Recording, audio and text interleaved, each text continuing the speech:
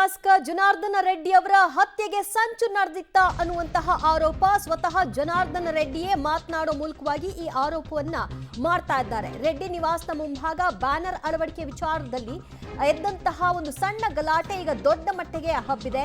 ಪೊಲೀಸರು ಸ್ಥಳಕ್ಕೆ ದೌಡಾಯಿಸಿದ್ದು ಲಘು ಲಾಠಿ ಪ್ರಹಾರವನ್ನು ಕೂಡ ನಡೆಸಿದ್ದಾರೆ. ರೆಡ್ಡಿ ನಿವಾಸದ ಮುಂದೆ ಬಿಗುವಿನ ವಾತಾವರಣವೇ ನಿರ್ಮಾಣವಾಗಿದೆ. ಪರಿಸ್ಥಿತಿ ನಿಯಂತ್ರಿಸೋದಕ್ಕೆ ಪೊಲೀಸರು ಹರಸಾಹಸವನ್ನ ಪಡ್ತಾ ಇದ್ದಾರೆ. ಎರಡೂ ಕಡೆಯ ಗುಂಪನ್ನ ಕಂಟ್ರೋಲ್ ಮಾಡಲಿಕ್ಕೆ ಇನ್ನಿಲ್ಲದ ಪ್ರಯತ್ನವನ್ನ ನಡೆಸ್ತಾ ಇದ್ದಾರಾದ್ರೂ ಕೂಡ ಬರಿಗೆಗಳನ್ನ ಇಟ್ಕೊಂಡು ಬಂದಿದ್ದಾರೆ ಕಾರ್ಯಕರ್ತರು. ಅಲ್ಲಿ ಯಾವ ರೀತಿಯಾಗಿ ಗಲಾಟೆ ಆಗ್ತಾ ಇದೆ ಅನ್ನೋದು ನೋಡ್ತಾ ಇದ್ವಿ. ಪೊಲೀಸರು ಫೈರ್ ಗನ್ನ ಅಶ್ರುವಾಯು ಸಿಡಿಸ್ತಾ ಇದ್ದಾರೆ, ಕಂಟ್ರೋಲ್ ಮಾಡೋದಕ್ಕೆ ಪ್ರಯತ್ನಿಸ್ತಾ ಇದ್ದಾರೆ. ಸಾಧ್ಯ ಆಗಿಲ್ಲ, ಲಾಠಿ ಬೀಸಿದ್ದಾರೆ, ಆದ್ರೂ ಕಂಟ್ರೋಲಿಗೆ ಬರ್ತಿಲ್ಲ. ಅದಷ್ಟು ಮಾಹಿತಿ ಕೊಡ್ತಾರೆ ನಮ್ಮ ಪ್ರತಿನಿಧಿ ಅಮರೇಶ್.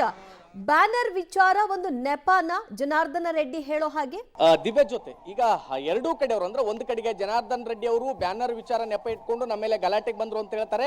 ಮತ್ತೊಂದು ಕಡೆಗೆ ನಾರಾ ಭರತ್ ರೆಡ್ಡಿ ಅವರು ಕೇವಲ ಗಲಾಟೆ ಮಾಡಬೇಕಾಗಿತ್ತು, ಅಂದ್ರೆ ವಾಲ್ಮೀಕಿ ಮೂರ್ತಿ ಪುತ್ಥಳಿ ಅನಾವರಣ ಮಾಡಬಾರ್ದಾಗಿತ್ತು, ಈ ಕಾರಣಕ್ಕೋಸ್ಕರ ಅದನ್ನು ನೆಪ ಇಟ್ಕೊಂಡು ಅವರು ಕೂಡ ಗಲಾಟೆ ಮಾಡೋದ್ರ ಮೂಲಕ ನಮ್ಮ ಓರ್ವ ಕಾರ್ಯಕರ್ತನ ಕೊಲೆಗೆ ಅವರೇ ಕಾರಣ ಆಗಿದ್ರೆ ಹೀಗಾಗಿ ಅವ್ರನ್ನ ಬಂಧಿಸಬೇಕು ಅನ್ನುವಂತ ಆಗ್ರಹವನ್ನ ಇದೀಗ ನಾರಾ ಭರತ್ ರೆಡ್ಡಿ ಅವರು ಕೂಡ ಮಾಡ್ತಾ ಇದ್ದಾರೆ. ಮತ್ತೊಂದು ಕಡೆಗೆ ಜನಾರ್ದನ್ ರೆಡ್ಡಿ ಅವರು ಕೂಡ ಈಗ ಇದು ಎಲ್ಲದಕ್ಕೂ ಕೂಡ ಗಲಾಟೆಗೆ ಕಾರಣ ಆಗಿರುವಂತೂ ಭರತ್ ರೆಡ್ಡಿ ಮತ್ತು ಅವರ ಗುಂಡಾ ಬೆಂಬಲಿಗರ ಅನ್ನುವಂತ ಗಂಭೀರ ಆರೋಪನ ಮಾಡಿದ್ದಾರೆ. ನಾನೀಗ ಘಟನಾ ಸ್ಥಳದಲ್ಲಿ ಇದೀನಿ ದಿವ್ಯ ಜೊತೆ ತೋರಿಸ್ತಾ ಹೋಗ್ತಾನೆ. ಅಂದ್ರೆ ಈಗಾಗಲೇ ಸ್ಥಳದಲ್ಲಿ ಸಾಕಷ್ಟು ಬಿಗುವಿನ ವಾತಾವರಣ ಮನೆ ಮಾಡಿರುವಂತದ್ದು. ಒಂದ್ ಕಡೆಗೆ ಜನಾರ್ದನ್ ರೆಡ್ಡಿ ಅವರ ಮನೆ ಮುಂದೆ ಈಗ ಜನಾರ್ದನ್ ರೆಡ್ಡಿ, ಶ್ರೀರಾಮುಲು ಮತ್ತು ಅವರ ಜನಾರ್ದನ್ ರೆಡ್ಡಿ ಅವರ ಸಹೋದರ ಸೋಮಶೇಖರ್ ರೆಡ್ಡಿ ಅವರೆಲ್ಲರೂ ಕೂಡ ಅಲ್ಲಿ ಅವ್ರ ಮನೆ ಒಳಗಡೆ ಇರುವಂತದ್ದು. ಮತ್ತೊಂದು ಕಡೆಗೆ ಅವರು ಸಾಕಷ್ಟು ಜನ ಕಾರ್ಯಕರ್ತರು ಕೂಡ ಅಲ್ಲೇ ಜಮಾವಣೆ ಆಗಿರುವಂತದ್ದು. ಮತ್ತೊಂದು ಕಡೆ ದೃಶ್ಯಾವಳಿಗಳಲ್ಲಿ ತೋರಿಸ್ತೀನಿ. ಈ ಕಡೆ ಏನು ಇಲ್ಲಿ ಪೊಲೀಸರೆಲ್ಲ ನಿಂತಿದ್ರೆ ಈ ಭಾಗದಲ್ಲಿ ನಾರಾ ಭರತ್ ರೆಡ್ಡಿ ಅವರು ಇರುವಂತದ್ದು. ಅಂದ್ರೆ ಒಂದ್ ಕಡೆ ಕಾಂಗ್ರೆಸ್ನ ಬಳ್ಳಾರಿ ನಗರ ಶಾಸಕರಾಗಿರ್ತಕ್ಕಂಥ ನಾರಾ ಭರತ್ ರೆಡ್ಡಿ ಮತ್ತು ಅವರ ಒಂದಿಷ್ಟು ಜನ ಬೆಂಬಲಿಗರು ಕೂಡ ಈ ಭಾಗದಲ್ಲಿ ಇರುವಂತದ್ದು. ಅಂದ್ರೆ ಸ್ಥಳದಲ್ಲಿ ಇದುವರೆಗೂ ಕೂಡ ಬಿಗುವಿನ ವಾತಾವರಣವಿದೆ.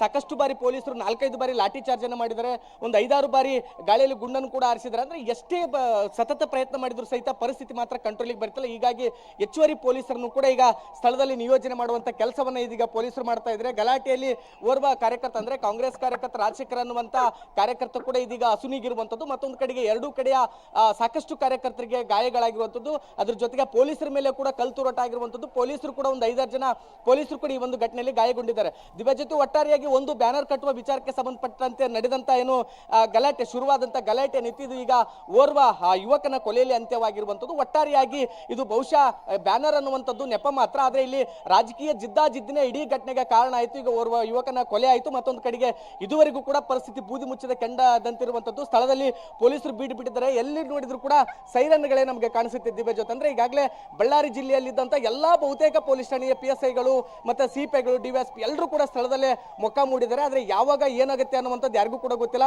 ಒಂದ್ ಕಡೆಗೆ ನಾರಾ ಭರತ್ ರೆಡ್ಡಿ ಅವರ ಬೆಂಬಲಿಗರು ಕಲ್ಲು ದೊಣ್ಣೆಗಳನ್ನ ಹಿಡ್ಕೊಂಡು ನಿಂತಿದ್ದಾರೆ, ಮತ್ತೊಂದು ಕಡೆಗೆ ಜನಾರ್ದನ್ ರೆಡ್ಡಿ ಅವರ ಬೆಂಬಲಿಗರು ಸಹಿತ ಕಲ್ಲು ದೊಣ್ಣೆಗಳನ್ನ ಹಿಡ್ಕೊಂಡು ನಿಂತಿದ್ದಾರೆ. ಅಂದ್ರೆ ಎರಡೂ ಕಡೆಗಳಲ್ಲಿ ಕೇವಲ ಒಂದು 100 ಮೀಟರ್ ಮಾತ್ರ ಡಿಸ್ಟೆನ್ಸ್ ಇರುವಂತದ್ದು ಇಬ್ಬರಿಗೂ ಸಹಿತ.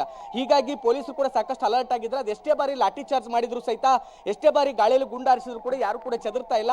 ಹೀಗಾಗಿ ಪರಿಸ್ಥಿತಿ ಸದ್ಯಕ್ಕೆ ಬೂದಿ ಮುಚ್ಚಿದ ಕೆಂಡದಂತೆಯೇ ಇರುವಂತದ್ದು ದಿವ್ಯ ಜೊತೆ. ಅಮರೇಶ್ ಸಂಪರ್ಕದಲ್ಲಿ ಮತ್ತಷ್ಟು ಮಾಹಿತಿ ನಿಮ್ಮಿಂದ ಪಡ್ಕೊಳ್ತೀವಿ. ಬಳ್ಳಾರಿಯ ಅವಂಬಾವಿ ನಗರದಲ್ಲಿರ್ತಕ್ಕಂತಹ ರೆಡ್ಡಿ ಮನೆಯ ಮುಂಭಾಗ ಬ್ಯಾನರ್ ಕಟ್ಟಲಿಕ್ಕೆ ಮುಂದಾಗಿದ್ದಾರೆ.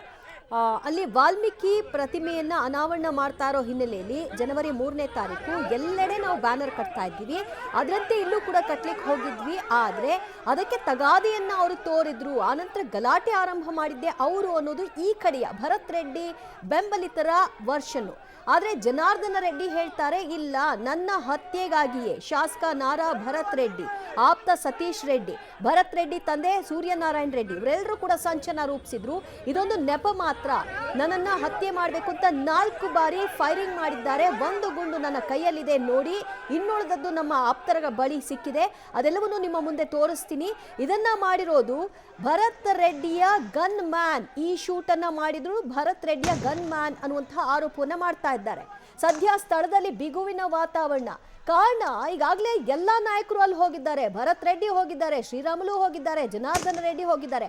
ಇವರುಗಳು ಹೋದಂತಹ ಸಂದರ್ಭದಲ್ಲಿ ಪರಿಸ್ಥಿತಿ ಕಂಟ್ರೋಲ್ ಆಗೋದ್ರ ಬದಲಾಗಿ ಇನ್ನಷ್ಟು ಕೆರಳಿಸುವ ವಾತಾವರಣ ನಿರ್ಮಾಣ ಆಗಿದೆ ಅಂದ್ರೂ ತಪ್ಪಾಗಲ್ಲ. ಅಲ್ಲಿ ರಾಮುಲು ಬಂದಾಗ್ಲೇ ಶುರುವಾಯಿತು ದೊಡ್ಡ ಮಟ್ಟಿಗಿನ ಗಲಾಟೆ.